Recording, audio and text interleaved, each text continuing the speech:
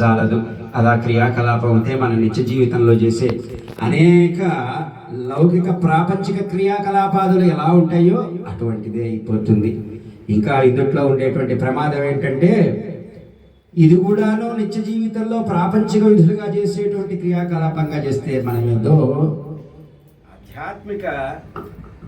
ఆధ్యాత్మికమైనటువంటి స్థితిలో ఉన్నామనేటువంటి భ్రమలోకి వెళ్ళిపోయే ప్రమాదం ఉంటుంది. కనీసం నిత్య జీవితంలో ఉన్నటువంటి వాళ్ళు భగవంతుడి వైపు తిరగాలని కోరుకుంటారు. మనం భగవంతుడి వైపు తిరిగి ఉన్నామనుకునేటువంటి భ్రమ చేత ఇది కూడా ఒక లౌకిక కార్యక్రమం కింద చేసుకునేటువంటి ప్రమాదం ఏర్పడుతుంది. అందువల్ల ప్రతి సంవత్సరం కూడాను ఇది రాజయోగాన్వితమైనటువంటి శ్రీ హరిహరపుత్ర అయ్యప్ప స్వామి దీక్ష తేలికైనటువంటిది కాదు.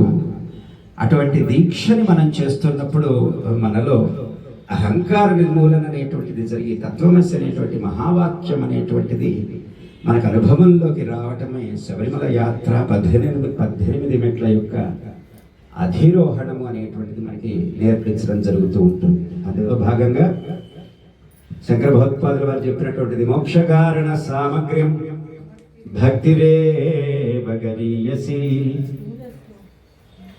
స్వస్వరూపానుసంధానం భక్తిరిత్యభిధీయతే. భక్తి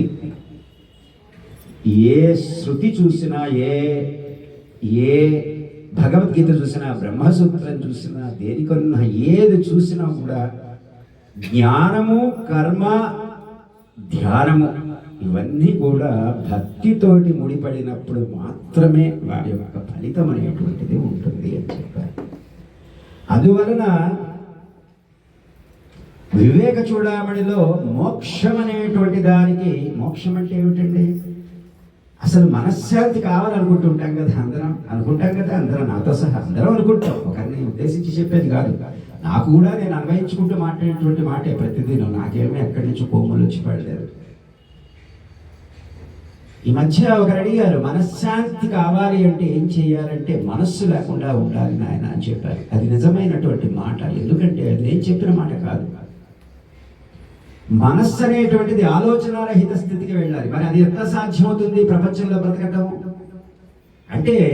కర్తృత్వ భావన తీసివేయటమే. ప్రపంచాన్ని వదిలిపెట్టమని చెప్పటం లేదు.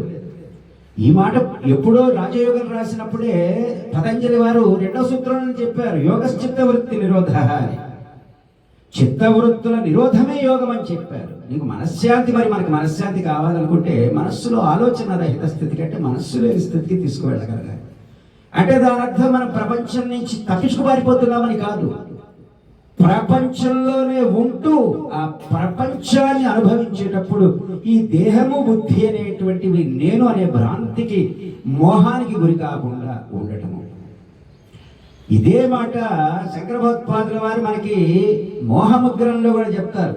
మా కురు జన ధన యౌవన గర్వం హరతి నిమేషా కాలాత్ సర్వం మాయా మయమిదం అఖిలం హిత్వా బ్రహ్మపదం త్వం ప్రవిశ విదిత్వా. ఏమంటున్నారు? ధనము జనము యవ్వనం అంటే వయసులో ఉన్నామనేటువంటి గర్వం అనేటువంటిది ఏదైతే ఉన్నదో వదిలిపెట్టవయ్యా. దాని అర్థం ఏమిటి? డబ్బును వదిలిపెట్టమనట్లా. అంటే డబ్బు సంపాదించుకోవటం తప్ప కాదు. ఆ డబ్బు సంపాదించుకుంటే అది శాశ్వతమని అహంకారంలో బ్రతకటం అనేటువంటిది వదిలిపెట్టు. అప్పుడు నీకు ఉన్నా లేకున్నా కానీ నువ్వు నిశ్చలమైనటువంటి యోగ స్థితిలో ఉండగలుగుతావు అనేటువంటి మాటగా చెప్పారు. అదేవిధంగా జనము, బంధుత్వ బాంధవ్యాలు, ఇవన్నిటిలో కూడా మోహం అనేటువంటి దాన్ని తీసి ఆ బంధుత్వ బాంధవ్యాల్లో విడిచిపెట్టి వెళ్ళమని చెప్పలా.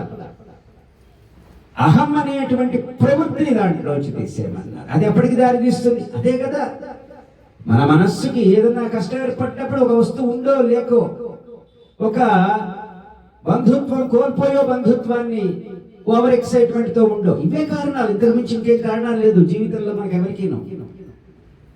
అందువల్ల దీన్ని ఇప్పుడు గనక మనము మోక్షకారణ సామగ్ర్యం భక్తిరిత్యభిధీయతే భక్తిరేవ గరీయసి.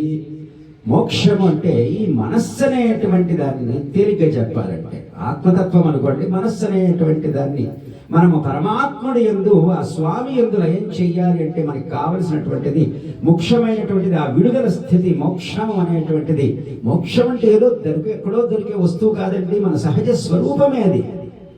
దాన్ని అనేక ఆవరణతో కప్పి ఉంచినందువలన మనకి ఇబ్బంది ఏర్పడుతున్నది. చేయవలసిందల్లా ఆవరణ తొలగించడమే తప్ప కొత్తగా ఎక్కడో ఉండే మోక్షాన్ని తీసుకురాని అవసరం లేదు. అది ఉన్నదే, సహజంగా మనలో ఉన్నటువంటిదే. అందుకని భక్తిరేవ గరియేసి, దీంట్లో ముఖ్యమైనటువంటిది భక్తి. భక్తి అంటే ఏమిటంటే తేలిగ్గా చెప్పేసుకున్నాం 2 నిమిషాల్లో. నిర్హేతుకమైనటువంటి ప్రేమ అంటే, కారణరహితమైనటువంటి ప్రేమ. ఈ రోజున నేను ఫణిస్వామిని నేను చెప్పినట్టు చేస్తేనే నేను ప్రేమిస్తానంటే అది భక్తి కాజాలదు. నాకు ఫణియనుడు మిత్రత్వం కాజాలదు. తను ఎలా ఉన్నా నేను ప్రేమించగలిగేటువంటి స్థితి. అక్కడ నా మనస్సు అనేటువంటిది ఆలోచన రహిత స్థితికి వెళుతుంది.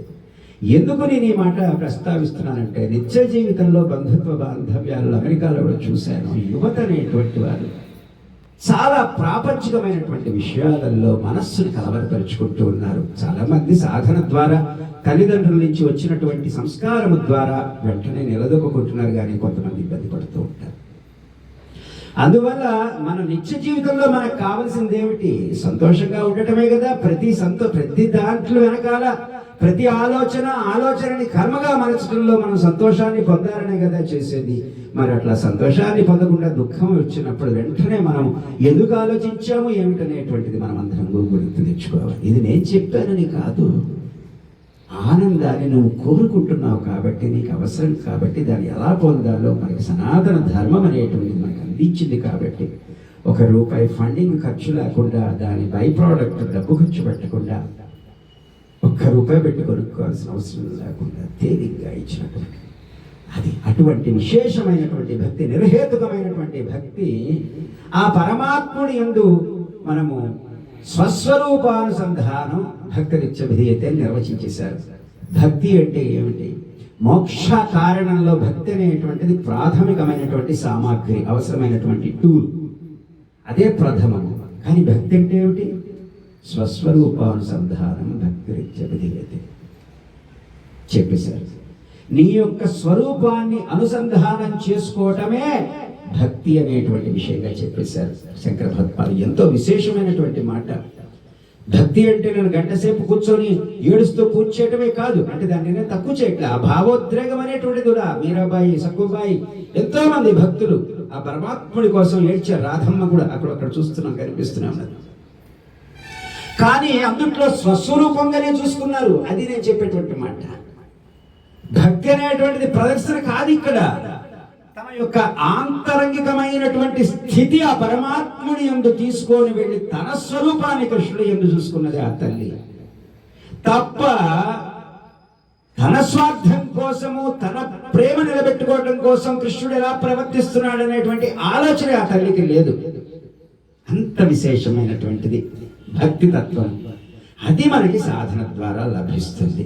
కాబట్టి మనకి ఎక్కువ టైం తీసుకోకుండా చెప్పాలనుకుంటే ఎంతో చక్కగా ఎంతో విశేషాలు ఉన్నాయమ్మా. మనకు ఇచ్చినటువంటి సనాతన ధర్మంలో, శాస్త్రాలలో కూడా ఎంతో అద్భుతమైనటువంటి ఉన్నాయి. ఈరోజు ఏ థెరపిస్ట్ దగ్గర లేని టూల్స్, ఏ కాగ్నిటివ్ బిహేవియర్ CBTస్లో కూడా లేని టూల్స్ అని మనకి ఎప్పుడో ఇచ్చి ఉన్నారు, పైసా ఖర్చు లేకుండా. అందువల్ల మనము ఈ సాధన అనేటువంటిది ఏదైతే ఉంటుందో ఇది తేలికైంది కాదు. ఇదేదో మూఢనమ్మకం కాదు. ఇదేదో ఏమిటో వీళ్ళు ఇంత ఖర్చులు పెడుతున్నారు, ఇంత టైం వేస్ట్ చేస్తున్నారు అనుకోవచ్చు గాక. ఏ కర్మైనా చెయ్యి, ఆ కర్మలో నీ యొక్క మనస్సుని నువ్వు ప్రతిబింబించు. అప్పుడు అది ఏ కర్మైనా సరే అది భగవత్ ప్రసాదంగా మారుతుంది. ఇలా చేసినటువంటి 2 గంటలు నిత్యము 40 రోజుల పాటు చేసినటువంటి ఎంతెంతో మందికి అనుభవాలు. ఉదాహరణకి ఇప్పుడు ఈ రోజులు సహనిస్వామి చేసుకుంటారు. 2006లో మొట్టమొదటిసారి జ్వరాలు వచ్చి అయినా సరే ఒక నిర్ణయాత్మకంగా ముందుకు వెళ్ళిపోయాము. ఏది కూడాను మనలో నిశ్చయ బుద్ధిని పెంచేటువంటి విశేషమైనటువంటి సాధనా విధానాలు ఇవన్నీ కూడా మనలో ఆత్మవిశ్వాసాన్ని నింపే విధానాలు తప్పితే మూఢనమ్మకాలు కాదు. అయితే చేసేటువంటి ప్రక్రియ ఏదైతే ఉంటుందో ఆ ప్రక్రియని, సహజమైనటువంటి ప్రేమని ఆ పరమేశ్వరుడు యందు మనం ఎల్లప్పుడూ కూడాను మన మనస్సుని సమర్పణ చేసుకుంటూ నిత్య జీవితంలో చేసేటువంటి వాటిల్లో మనల్ని మనం కోల్పోతున్నాం కాబట్టి ఆ కోల్పోయే దాని వెనకాల ఉన్నటువంటి రహస్యం ఏమిటి, ఎక్కడ నా కర్మలో లోపం జరుగుతున్నది అని తెలుసుకునేందుకే ఈ యొక్క సనాతన ధర్మం అనేటువంటిది మనకి ఇచ్చినటువంటి విధులు.